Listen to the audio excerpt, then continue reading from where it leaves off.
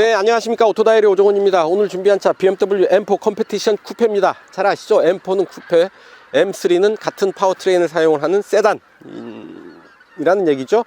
오늘은 M4 컴페티션 쿠페 타고 시승을 즐겨볼까 합니다. 한눈에 봐도 아주 강한 디자인 갖추고 있고요. 보디 컬러도 상당히 눈에 확 띄지 않습니까? 도로에서 시선을 잡아끄는 아주 개성이 강한 디자인 갖추고 있고요.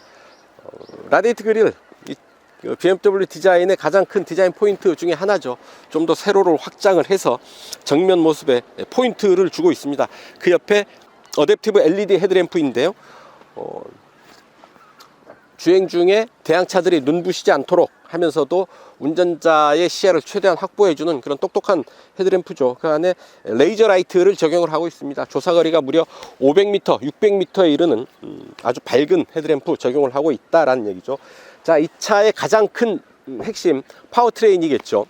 트윈 파워 터보가 적용된 직렬 6기통 가솔린 엔진 적용하고 있습니다. 최고 출력이 무려 510마력에 이릅니다. 500마력을 뛰어넘는 그런 엔진, 어떤 그 슈퍼카라고 해도 좋을, 아니 슈퍼카 그 자체죠. 그런 정도의 퍼포먼스 기대를 해볼 수 있지 않을까 싶습니다. 최대 토크는 66.3kgm고요. M 스텝트로닉 8단 변속기가 그 힘을 조율을 합니다. 변속의 조건이 아주 다양하게 연출을 할 수 있는 변속기여서요, 달리는 즐거움, 여러 가지 어떤 그 조건을 선택을 하면서 좀 더 다양한 즐거움 맛볼 수 있지 않을까 싶습니다. 이 차체를 받쳐주는 타이어, 앞에는 275R19, 그리고 뒤에는 28530ZR20 사이즈의 피렐리 타이어 적용을 하고 있습니다. 자, 이제 시승을 진행해 볼 텐데요, 제가 어떻게 이 차 제대로 다룰 수나 있을지 모르겠습니다. 그런 설레는 마음을 가지고 운전석에 올라서 이 차의 시승 진행해 볼까 합니다. 여러분들 좋아요, 구독하기 누르시고요. 오늘도 저와 함께 하시죠. 출발합니다.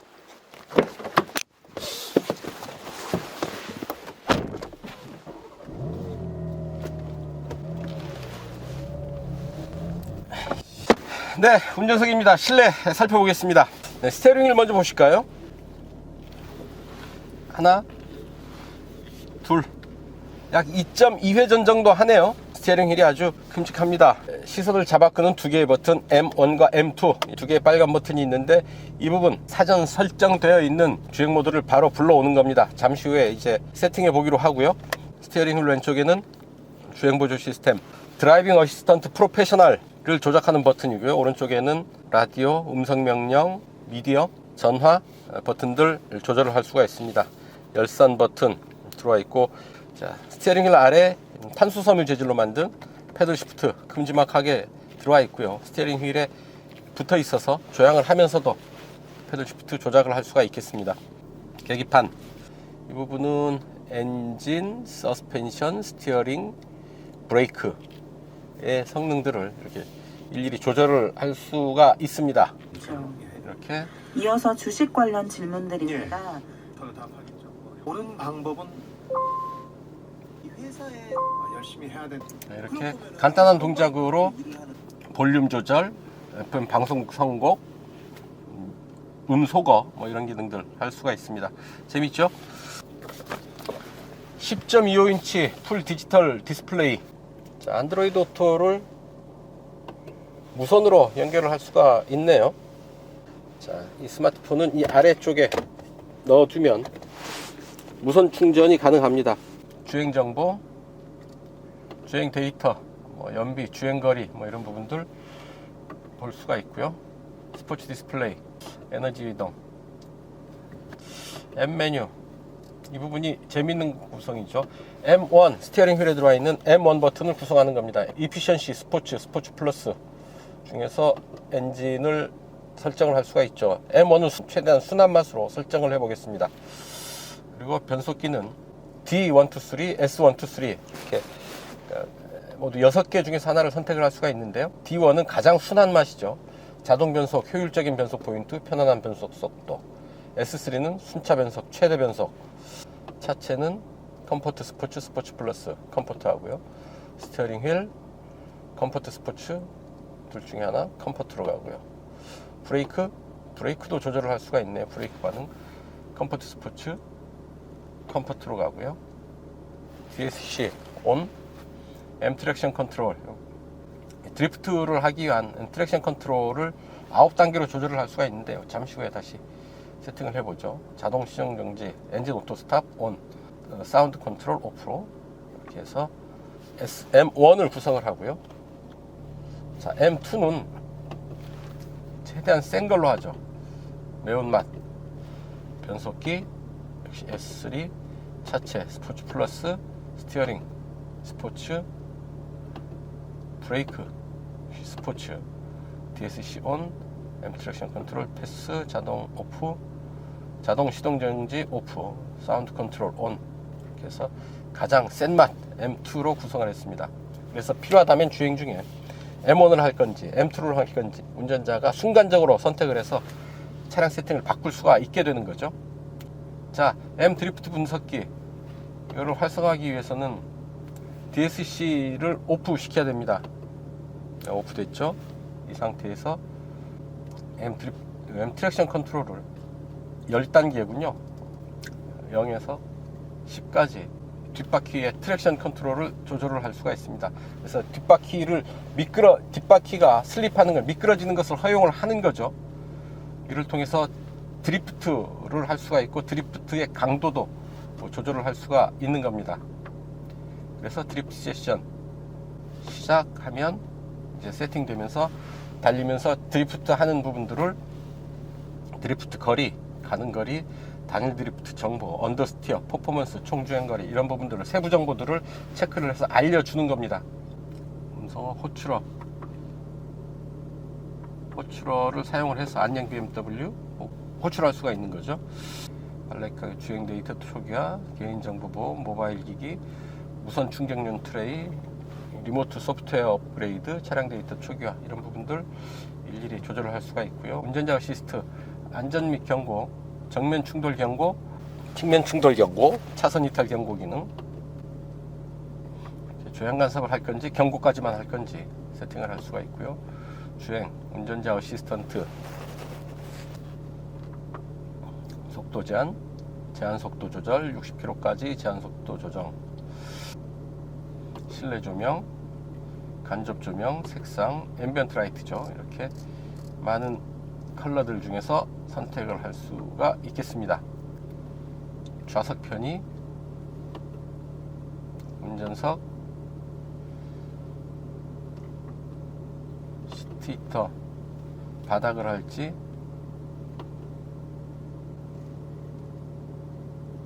등받이까지 할지 선택을 할 수가 있죠. 이렇게 많은 기능들 이 인포메이션 모니터를 통해서 살펴볼 수가 있겠다라는 얘기죠. 그 아래 공조장치 그리고 오디오 조절 버튼, 스마트폰 무선 충전 장치 들어와 있고요. USB 2.0 USB 포트 하나 들어와 있네요. 그리고 12V 전원구 2개의 컵홀더. 자, 8단 M 스텝트로닉 스포츠 변속기 들어와 있죠. 변속 레버는 왼쪽으로 밀고 위로 가면 후진, 내리면 N, 그리고 오른쪽으로 밀면 D, 한 번 더 밀면 S 이렇게 됩니다. 수동 변속은 위로 가면 시프트 다운, 밑으로 내리면 시프트 업이 되죠. 변속 레버를 통해서 수동 변속의 손맛도 함께 느낄 수가 있지 않을까 싶습니다. 그리고 조그 셔틀, 아이드라이브 모니터를 조절하는 조그 셔틀 들어가 있고요. 카메라 이렇게 볼 수가 있죠. 카메라는 앞부분, 뒷부분, 좌우 이렇게 볼 수가 있습니다. 주차 보조 기능 이용을 할 수가 있고요. 후진 주차 보조 장치도 있습니다. 후진 주차 보조는 약 50m까지 약 시속 30km 미만의 속도로 왔던 길 그대로 후진해서 나가는 그런 기능이죠. 운전이 서툰 분들한테는 상당히 유용한 그런 기능일 텐데요. 운전이 서툰 분이 M4를 타는 건 모순이죠. 이 차에 초보 운전 딱지를 붙이는 것과 다르지 않은 그런 기능인 듯 합니다. M4에는 후진 보조 장치 없어도 되지 않을까 하는 생각 개인적으로 해봅니다. 그리고 빨간색 엔진 스타트 스톱 버튼, M모드 주행 모드 설정을 할 수가 있고요. 이 주행 모드에서도 변속의 강도를 각각 3단계로 조절을 할 수가 있죠. 강하게, 약하게, 더 약하게. 셋업 버튼이 있는데요. 셋업 버튼을 누르면 이제 엔진, 이피션시, 스포츠 플러스, 차체, 컴포트, 스포츠 플러스 이런 부분들 일일이 선택을 할 수가 있죠. 스티어링, 컴포트 스포츠, 브레이크, 컴포트 스포츠, M 트랙션 컨트롤 이 부분 이렇게 설정을 할 수가 있습니다. 배기 머플러에서 들리는 배기 사운드를 좀 더 다이나믹하게 들을 수 있는 스포츠 배기 시스템 활성화시킬 수가 있고요. 카본으로 만든 스포츠 버킷 시트입니다. M 스포츠 버킷 시트인데요. 레이싱용 5점식 벨트 적용할 수 있도록 이렇게 그 틈을 만들어 놓았고요. 또한 헬멧을 사용할 때를 대비해서 이 헤드레스트 부분은 탈착이 가능합니다. 시트가 몸을 아주 타이트하게 꽉 조여주고 있습니다. 몸에 아주 꽉 맞는 수트를 입은 그런 느낌인데요. 몸을 딱 기대면 약간 조이는 느낌은 있지만 차가 몸을 정확하게 딱 받쳐줘서 운전하는 내내 자세를 흐트러뜨리지 않고 정확한 자세를 유지를 할 수가 있죠. 조금은 불편하지만 이런 고성능 차에는 반드시 필요한 그런 스포츠 버킷 시트 아닌가 싶습니다. 오버헤드 콘솔에 SOS 버튼 들어와 있죠. 버튼을 누르면 콜센터와 연결이 돼서 필요한 지원을 받을 수 있을 테고요. 에어백이 터지는 사고가 나면 바로 상황실에서 대응을 합니다. 자, 운전석 이정도 살펴보시고요. 뒷좌석 잠깐 보고 가시죠. 들어갑니다. 네, 뒷좌석에 들어가기 위해서는 운전석 시트를 제끼고 들어가야 됩니다. 자, 투도어 쿠페죠. 들어앉으면 생각보다는 넓은 공간 만나게 됩니다. 자, 무릎 앞으로 주먹 2개가 여유있게 드나듭니다. 헤드레스트에 머리를 갖다 대면 천장이 꽉 낍니다. 손바닥 하나 정도 드나드는 정도의 공간 확보하고 있고요. 확실히 루프가 뒤로 갈수록 낮아지는 쿠페 스타일을 적용하다 보니까 뒷좌석 헤드레스트 공간은 아무래도 압박이 좀 있습니다. 자, 센터 터널 아주 손바닥 높이보다 더 높게 들어가 있습니다. 그래서 좌우를 분명하게 구분해 주고 있죠. 뒷좌석을 위한 송풍구, 그리고 뒷좌석은 하나로 묶어서 온도 조절이 되고요. 그리고 그 밑으로 C타입 USB 포트 2개가 들어와 있습니다. 이 부분 가운데 시트 접으면 트렁크와 연결되는 공간을 확보할 수가 있겠습니다. 암레스트는 따로 없고요. 뒷좌석 차창도 따로 열 수는 없게 되어 있습니다. 선루프 없어서요. 약간 좀 동굴 안에 들어와 있는 듯한 답답한 느낌 받을 수 있지 않을까 싶습니다. 네, 뒷좌석 이 정도 살펴보시고요. 이제 달려보셔야죠. 자유로로 갑니다. 좋아요, 구독하기 누르시고 함께 가시죠. 오늘도 평화로운 자유로 날씨 화창하고요. 외기온도 9.5도입니다. 아주 쾌청한 날씨 보여주고 있습니다. 아침 오전에만 해도 살짝 안개가 끼었었는데 안개 말끔히 개었네요. 자, 우렁우렁거리는 엔진 소리가 실내를 꽉 채우고 있습니다. 결코 조용한 실내 아닙니다. 자, 가속 페달을 조금만 깊게 밟아도 이렇게 우렁찬 엔진 소리 들려주고 있고요. 스포츠 배기 사운드를 해제를 하면 조금은 톤 다운된, 하지만 여전히 강한 엔진 사운드 듣게 됩니다. 주행 모드가 M 버튼을 눌러서 조절을 하는데요. 로드와 스포츠 2개의 주행 모드를 선택을 할 수가 있고, 트랙에서는, 서킷에서는 이 버튼을, M 모드 버튼을 길게 누르면 트랙 모드를 선택을 할 수가 있게 됩니다. 일단 로드로 선택을 했고요. 규칙적인 패턴이 반복되는 빨래판길 넘어가는데 아주 노면의 상태가 그대로 엉덩이를 통해서 전달되는 느낌입니다. 턱턱턱턱턱턱턱턱 충격이 계속 이어지는데요. 결코 소프트한 그런 승차감 아니고요. 승차감을 기대할 수 없을 정도로 상당히 단단한 하체를 갖추고 있습니다. 자, 510마력의 힘 보여주고 있는데요. 뭐 스포츠카라기보다도 그냥 드라이빙 머신으로 이 차를 보면 어떨까 싶습니다. 순전히 달리기 위해서 만들어진 차다라는 얘기죠. 기본적인 주행 모드인데도 가속 페달을 조금만 깊게 밟으면 강한 힘 그대로 드러납니다. 엔진 사운드 상당히 강력하게 들리고요. 자, 시속 100에 맞추고요. RPM 한번 보시죠. 8단 7 6 5 4 3단 5200 그리고 8단 1500 구간에서 시속 100km 커버를 하고 있습니다. 조향 성능 아주 칼 같습니다. 그리고 빠르고 정확합니다. 툭 흔들어 보는데요, 아주 좁은 차선 안에서 칼 같은 조향 반응 보여주고 있죠. 자, 잠깐 속도를 좀 올려보고요.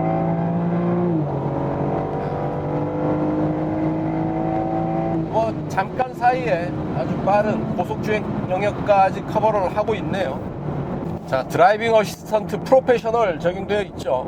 현 단계에서 적용되어 있는 최고 수준의 주행보조 시스템 적용되어 있는데요, 버튼 한 번으로 바로 조작할 수가 있습니다. 버튼을 누르면 드라이빙 어시스턴트 바로 조작 바로 뜨고요. 시속 90에 세팅을 해봅니다. 오른쪽 왼쪽으로 내가 진행하는 차로, 그리고 왼쪽 차로 오른쪽 차로 3개 차로를 동시에 모니터링을 합니다. 지금 왼쪽으로 차가 추월해 가는 것 인식을 하고 있죠. 차선을 따라서 오른쪽으로 이제 돌아 나가고 있습니다. 차간 거리는 가장 멀리 있고요. 하나, 둘, 셋, 세 단계로 조절이 되네요. 다시 왼쪽으로 돌아 나가고요. 쭉 앞차와 잠깐만 붙여보면 속도를 잠깐 올려보는데요, 조금 빨라지는 속도에서도 차로의 주방 정확하게 유지를 하고 있습니다. 자, 앞에 스타렉스 가고 있는데요, 세단으로 인식을 하죠. 그 오른쪽에 지금 트럭이 가고 있는 것은 트럭으로 인식을 하고 있죠. 이렇게 차종을 인식을 하고 있고, 트럭을 세단으로 있고 잠깐 트럭과 세단 사이를 좀 왔다 갔다 하는 그런 면이 있네요. 인식이 정확치는 않습니다. 하지만 3개 차로의 앞을 인식을 하면서 주행 보조를 해 나가고 있다라는 얘기입니다. 자, 속도를 잠깐 내봅니다. 안개가 좀 꼈네요. 자, 속도 가속을 쭉 하면서 나가는데 조향 잘하네요. 빠른 속도에서도 차로를 따라서 차로의 중앙을 정확하게 유지를 하면서 가속을 하고 있습니다. 지금 안개가 많이 끼어 있는데요, 이렇게 시야가 좋지 않은 상황, 그런 날씨에서도 이런 드라이빙 어시스턴트 정확하게 작동을 하게 되니까요, 야간 운전, 이렇게 안개 낀 길에서 운전을 할 때 큰 도움을 받을 수 있지 않을까 싶습니다. 아직까지는 주행 보조 시스템이라는 것, 법적인 책임을 지지 않겠다라는 얘기이거든요. 운전의 책임 아직은 운전자에게 있다라는 사실을 명심하셔서 절대 운전하는 도중에 주행보조 시스템 믿고 운전에 완전히 신경을 꺼서는 절대 안 된다라는 말씀 강조해 드립니다. 자, 잠깐 속도를 올려서 스포츠 모드로 가봅니다. 트랙 모드는 일반 공도에서는 사용하지 말라고 안내가 됩니다. 공공도로에서는 사용하지 마십시오. 트랙 서킷 전용이다 라는 얘기고요. 그래서 스포츠 모드로 놓고 잠깐 달려보겠습니다. 자, 잠깐 달려봅니다. 스포츠 배기 사운드 들어봐야죠. 스포츠 배기 사운드도 작동을 시키고요. 야, 대단합니다. 속도를 올리니까, 고속 주행을 하니까 오히려 차가 좀 더 편안해지는 그런 느낌. 엔진 소리, 그리고 바람 소리가 그렇게 크지 않아요.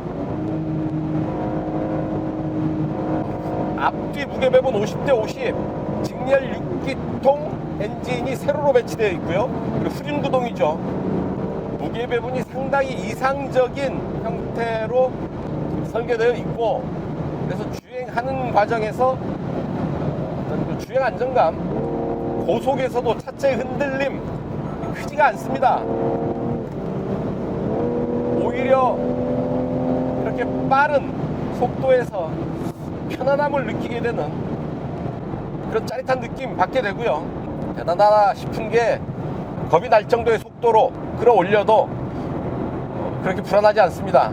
이 정도면 상당히 안정된 그런 자세, 그래서 운전자가 충분히 컨트롤할 수 있겠다라는 그런 자신감이 생기는 거죠. 그런 재미를 느끼는 것, 결국은 차체가 뒷받침이 되기 때문에 그런 재미를 느낄 수 있겠다라는 얘기고, 재미있다라는 것, 그만큼의 위험한 요소들을 갖추고 있다라는 얘기가 되겠죠. 안전이 뒷받침되면 재미지만 안전이 뒷받침되지 않을 땐 위험한 요소가 될 텐데요. 자, 무게중심이 낮고요, 강성이 높은 차체 그리고 단단한 하체가 좀 더 안전하고 재미있는 그런 주행을 뒷받침해주고 있는 게 아닌가 싶습니다. 아주 재미있습니다. 자, 킥다운 버튼이 있고요. 자, 이렇게 변속 레버를 통해서도 변속을 할 수가 있습니다. 그리고 패드 시프트, 스티어링 휠에 있는 패드를 통해서도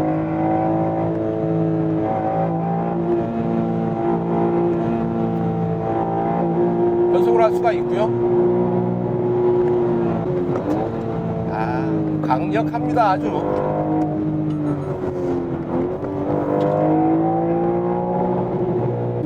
수동 변속을 하게 되면 자동 변속이 일어나지 않네요. 수동 변속을 패드를 통해서 수동 변속을 해줘야지 변속이 일어납니다. 드리프트도 가능하죠. 휠 슬립을 제어하는 M 스포츠 디퍼렌셜 적용되어 있어서 좀 더 다이나믹하고 정교하게 차를 조절을 할 수가 있습니다. 하지만 숙련된 훈련된 드라이버일 경우에 가능한 거고요. 저는 그렇게 못합니다. 드리프트까지 차는 가능하지만 드라이버가 다룰 수 있어야지 가능하고요. 일반 공도에서는 절대 드리프트에서는 안 되겠죠. 어떤 드라이버가 와도 충분히 대응할 수 있을 정도로 아주 운전자 드라이버의 수준을 뛰어넘는 정도의 자동차다 라고 얘기를 할 수가 있겠죠. 시속 100km 제동 한번 해보겠습니다. 자, 시속 100을 한번 맞춰봅니다. 시속 100이고요. 자, 하나, 둘, 셋.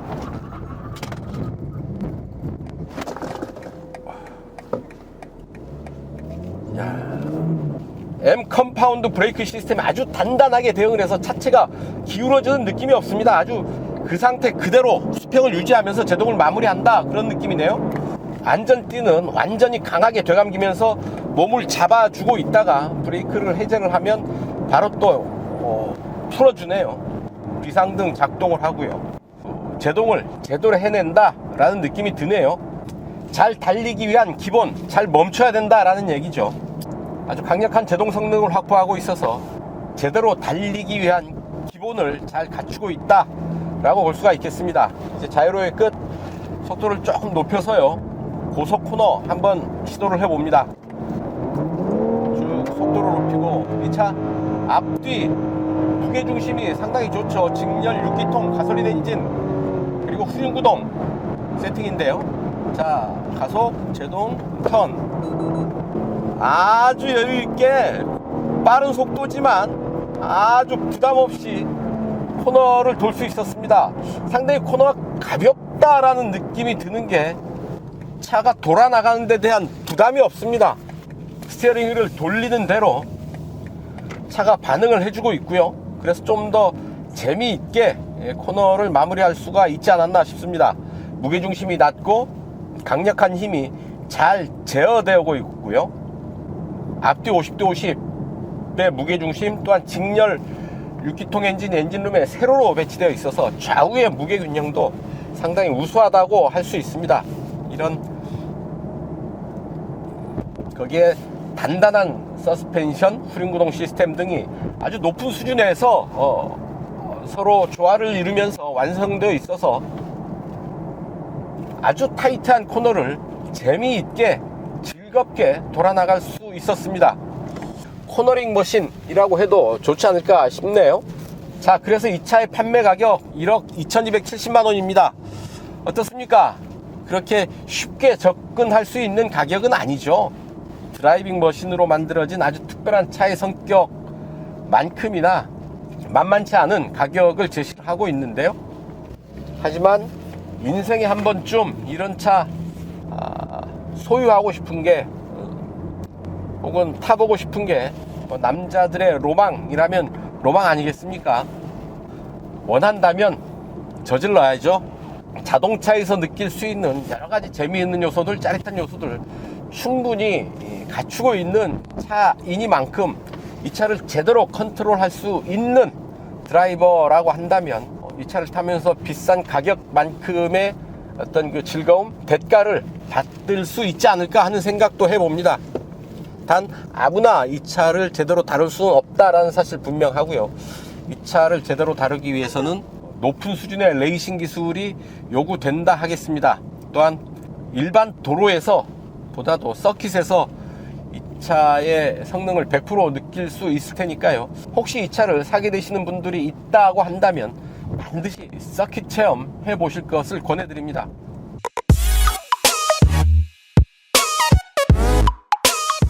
이제 시속 100km 가속 시간과 거리 측정해 보도록 하겠습니다. 이 차 최고 출력 510마력, 공차 중량 1745kg입니다.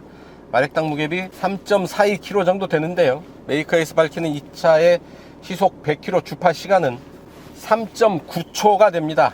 4초대 시속 100km 끊을 수 있지 않을까 싶은데요. GPS 계측기 장착을 하고 직접 시속 100km 도전해 보기로 합니다. 가장 강하게 세팅된 M2를 선택을 하고요.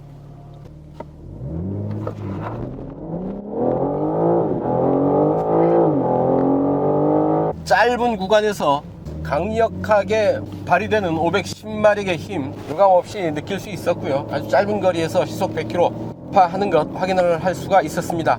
자, 과연 어느 정도 기록을 보였을지요. GPS 계측기에 측정된 데이터 여러분 함께 보시겠습니다.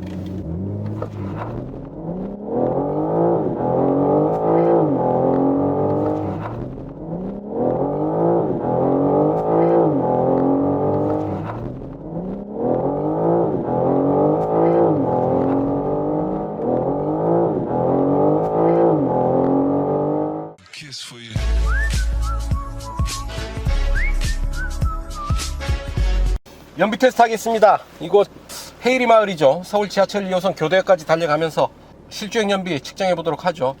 이 차의 공인복합 연비는 리터당 8.3km로 인증을 받았습니다. 주행 모드 따로 에코 모드가 없습니다. 그래서 아까 세팅했던 M1, M2 버튼 중에서 M1 가장 순한 맛 선택을 하기로 하죠.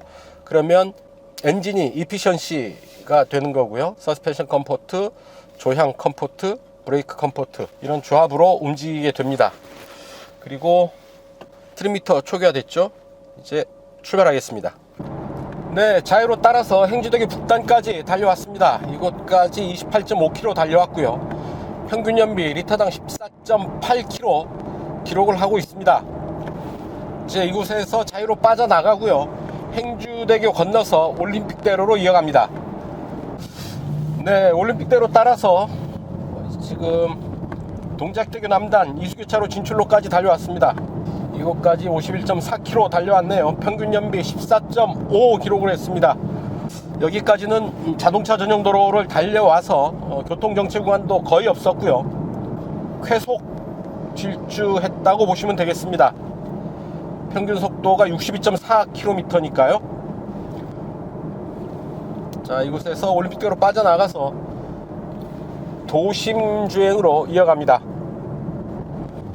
M4도 이렇게 차분하게 운전을 하니까 상당히 좋은 효율 보여주고 있는 거죠. 그렇게 탈 거면 웬포 외탄이 그 말도 맞습니다.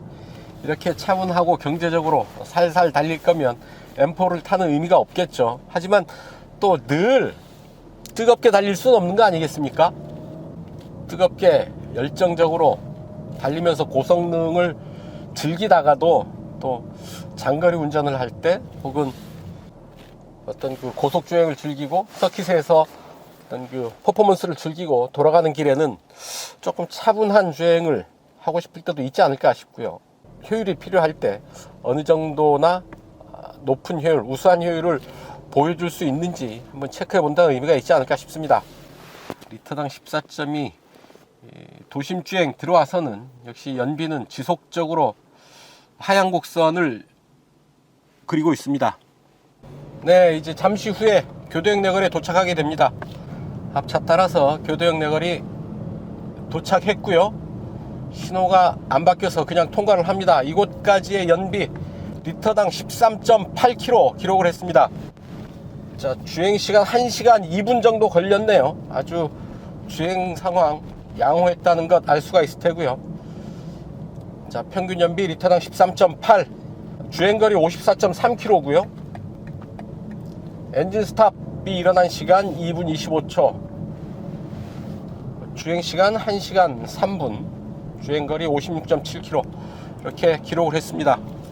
고성능 스포츠카 M4도 이렇게 얌전하게 다루니까 아주 놀라운 연비 보여줬습니다. 대단한 연비죠. 역시 고성능 스포츠카지만 차분하게 운전자가 잘 다뤄주면 이렇게 높은 효율 보여준다라는 사실 확인을 했고요. 제가 늘 연비 운전을 이렇게 하는 이유, 이 차의 연비가 그렇게 우수하다라는 얘기를 하고자 함이 아닙니다. 어떤 차든 운전자가 경제 운전을 적극적으로 하게 되면 아주 놀라운 연비 수준을 보여준다라는 얘기를 하고 싶은 거죠.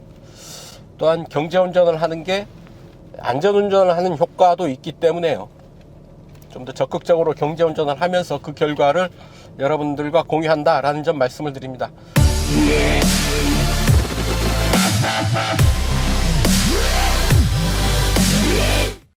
단도직입입니다. 성격이 분명한 차죠. 그래서 불편한 점들도 분명하게 드러납니다. 일단 승하차가 쉽지가 않죠. 시트가 버킷 시트로 딱 고정되어 있는 형태죠. 특히 이 시트의 왼쪽 편 이렇게 올라와 있는 부분이 오르고 내릴 때마다 4번 걸립니다. 또한 차체 높이가 낮죠. 무게중심이 낮게 설계를 하다 보니까 차체 높이도 낮아서 차에 오르내릴 때 불편함을 감수해야 된다라는 얘기고요. 또 조용하지도 않죠. 주행할 때 바람 소리, 엔진 소리 적당히 들려오고요. 그 엔진 소리를 즐겁게 들을 수 있는 사람이 이 차를 운전할 자격이 있다라고 얘기를 할 수가 있는 거죠. 또한 차창 이중접합 유리가 아닙니다. 그냥 홉겹 유리로 되어 있어서 외부 소음에 조금은 더 취약한 구조라는 것도 말씀을 드리고요. 그리고 뒷좌석 공간도 헤드 클리어런스, 그러니까 머리 윗공간이 상당히 좁습니다. 압박감이 큰데요. 잠깐 보시죠.